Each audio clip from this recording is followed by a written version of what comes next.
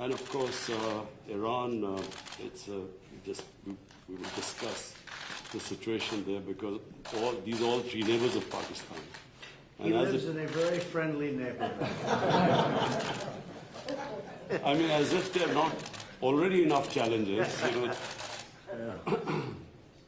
President, after your last meeting with the Prime Minister, offered to mediate between India and Pakistan over Kashmir. And since then, the situation has gotten more complicated, and India continues to deny or accept any mediation. So where does the offer stand now, and don't you think It would always stand. If I can help, I would certainly do that. And it will be dependent on both of these gentlemen. One without the other doesn't work if you're going to do mediation or if you're going to do an arbitration. But certainly I would be willing to help if both Pakistan, let's say, and India wanted me to do that. I am ready, willing, and able. It's a complex issue. It's been going on for a long time. But if both wanted it, I would be ready to do it. No, Mr. President, but the only thing is, reverting back to my question in the Oval Office on Kashmir. Yes. You know, the thing is, you are asking both the parties to accept and agree. One is aggressor, violator of the UN resolutions, and plus non-compliance, plus merging Kashmir into its own territory. This is the kind of reporter I like. I like this reporter. And how can you? Are you a member of this team, or are you? I'm not a member of this team. I'm an independent journalist. You're saying what you think. Let me complete my question, Mr. President. No, but I have to be requested. How can you make an aggressor and an aggressor okay. meet and the violation of the UN resolutions? Very fair question or statement. Let me put that one down as a statement if you don't mind. But you're right. You have to have two parties that want to agree, and when they come, and at some point India may come. I have a very good relationship with Prime Minister Modi. I have a very good relationship with Prime Minister Khan. And if at any time they say, we have some points that we think we can maybe iron out, I think I'd be an extremely good arbitrator. I've done it before, believe it or not, and I've never failed as an arbitrator. I've been asked to arbitrate disputes, pretty big ones from friends, and I've done it in a good, successful fashion. If I can be of help, you know that. If I can be of help, let me know. But you'd have to have the assent also from the other side. Mr. President,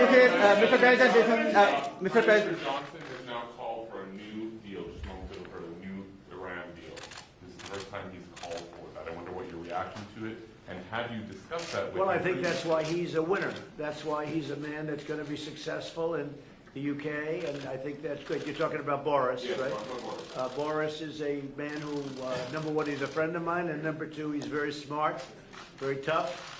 And he does want a new deal because the other deal was ready to expire. It was a very short number of years left. All that money paid and wasted. You didn't have the right to inspect the appropriate sites. You were looking at sites that would never be used to create nuclear. The sites that they would use, we weren't allowed to inspect. What kind of a deal is that? And ballistic missiles. They're allowed to test ballistic missiles and other things. But one of the biggest things is the fact that the agreement is going to expire in a very short number of years. And what kind of a deal is that? We're dealing with countries. You have to go long term. So I respect Boris a lot, and I am not at all surprised that he was the first one to come out and say that. Mr. President, this is the first time. Mr. President, this is the first time. This is the first time. This is the first time. So this is Jazeb Ali from Airline Industry Pakistan. So this is the first time we get honest leadership like you in America. And in past, I agree with that. This is the first time you've had so in past, in you've past, had a lot of dishonesty, and they've treated Pakistan very badly. So in past, People in my position have treated Pakistan very badly. so in past, I think that I wouldn't say Pakistan has treated us too well either, but maybe there was a reason. And in fact, I think there was a reason for it. So in past, you have said that you don't trust Pakistan. So when we have honest leadership, I and trust Pakistan, but people before me didn't, but they didn't know what they were doing. So it's just one of those little problems in life. You know, you know what I do? I trust this gentleman right here, and I do trust Pakistan. I know I have a lot of Pakistani friends living in New York. They're smart, great negotiators, by the way. In case you had any questions, they're among the toughest negotiators in the world. So you are bringing people. And you know what? It's all going to work out. But if I can help, I'd like to help. But I don't think you've ever had a president that felt the way I do in a positive way about Pakistan. I don't think you have. I've looked back and I've seen where it was, and But I also have a very good relationship with India. I have a good relationship with both. So that if they decide to use that feeling among both, I think we can help out. But this has been a long-standing, this has been going on for a long time. So you're Mr. President, yesterday on Share the Stage with PMO, he alleged that Pakistan is the hub of terrorism. Do you endorse that or do you disagree with that? Because you said that Pakistan has made a lot of progress. Well, I really have been pointing much more to Iran. I mean, Iran, if you look at that's been really the state of terror. I've been saying it's the #1 state of terror in the world. And the agreement we had does not cover that. It was not doing well. It was doing very poorly. And now Iran is doing very poorly. Iran is a different place than when I took over. When I took over the United States, when I became president, Iran was a real threat to the entire Middle East and maybe beyond. And now they're having very, very big difficulties, to put it mildly. So we'll see. Are you happy with the progress that Pakistan has made countering terrorism, particularly eliminating terrorism? I've heard they've made great progress, and under this leader, he's a great leader. I think he wants to make great progress because there's no solution the other way. The other way is only going to lead to death and chaos and poverty. It's all it's going to lead to, and he understands it. Your prime minister understands it. Are you concerned about the human rights situation in Kashmir? About which? Human rights situation, human rights Sure, violations. I'd like to see everything work out. I want it to be humane. I want everybody to be treated well. You have two big countries, and they're warring countries, and they've been fighting. And I mean, I heard a very aggressive statement yesterday. I don't have to say that. I was there. I didn't know I was going to hear that statement. I had said, but I was sitting there, and I heard a very aggressive statement yesterday from India, from the Prime Minister, and I will say it was very well received within the within the room. The statement itself, that was a big room. There were 59,000 people. But it was a very aggressive statement, and I hope that they're going to be able to come together, India and Pakistan, and do something that's really smart and good for both. And I'm sure there's always a solution. And I really believe there's a solution to that. If you can have this, you might find a Nobel Prize. Mr. President. You've asked one already. Go ahead. Quickly. Make 1 second statement. Now, if Go ahead, make a you statement. can solve this outstanding issue of Kashmir, very likely and definitely you will be deserving a Nobel Prize on that. I think Peace I'll get a Nobel Nobel Prize for How a lot about of that? things. Mr. I think I'm President. going to get a Nobel Prize for a lot of things if they gave it out fairly, which they don't. Mr. President. They gave one to Obama immediately upon his ascent to the presidency, and he had no idea why he got it. And you know what? That was the only thing I agreed with him on. Mr. President. Mr. President. Mr. President. Right, come on. Other than Pakistan and India, the Kashmiri people are suffering last 15 days.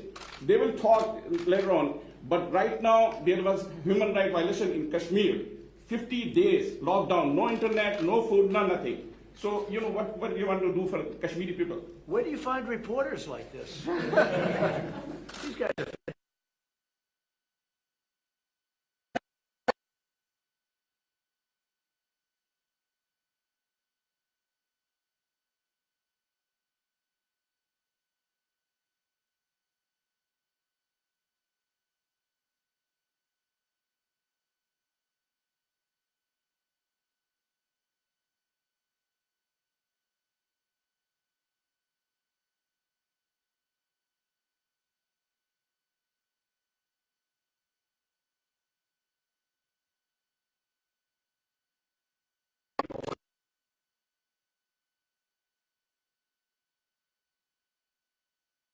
with a little strength. They thought they went in with weakness, and I canceled everything. We have hit them harder in the last 2 weeks than we've ever hit them before. When do you think Mr. talks could resume again, sir? We'll see what happens, but I will say that the Prime Minister has been very helpful, and he wants to do something. He wants to see something happen, so that's fine. Mr. President, last time. Mr. Prime, sir, would you like to raise the issue of curfew, lockdown, and capacities in Kashmir before President of America? You know, Mr. President, I was going to raise it in private, but it needs to be said that for 50 days, 8 million people are under siege by 900,000 troops. And it's a humanitarian issue, and so I was going to say that Were you supposed to meet Narendra Modi now? I would have asked you to at least lift the siege. I mean, it's a huge humanitarian crisis taking place. Okay, so we're going to be talking about that We'll in a little discuss while. that. And Mr. Prime Minister, what are your expectations from American President about the Kashmir issue? My expectations, President Trump heads the most powerful country in the world. And the most powerful country in the world has a responsibility. And you know this, you very kindly wanted to mediate in this. And you also said that both of us, India and Pakistan, has to agree to mediation. But unfortunately, India is refusing to talk to us. So in this situation, I feel that this is the beginning of a crisis. I honestly feel that this crisis is going to get much bigger, what is happening in Kashmir. So we would like to talk about that later. But just the fact that the position of the United States, it's the most powerful country. It can affect the United Nations Security Council. It has a voice. So we look to the U.S. to put out flames in the world.